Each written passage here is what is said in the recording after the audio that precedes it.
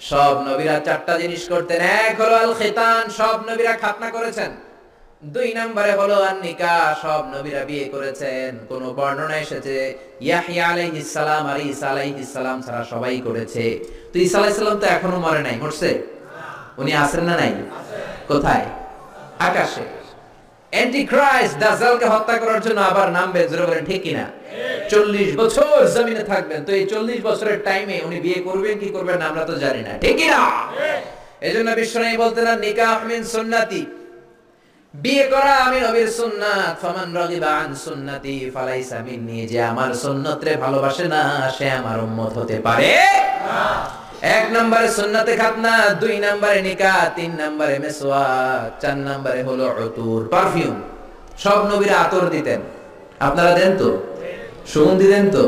বিশ্বনবী দিতেন। এইখানে মুসাফা করলেই যার সাথে মুসাফা আতরের ঘ্রাণ গোটা মদিনায় আমোদ হয়ে যেত, সুবহানাল্লাহ।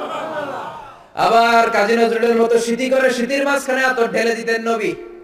কপাল বেয়ে বেয়ে টপ টপ করে আতর পড়তো, যেখানেই বিশ্বনবী সিজদা দিতেন আতরের ঘ্রাণে সিজদার জায়গা আমোদ হয়ে যেত।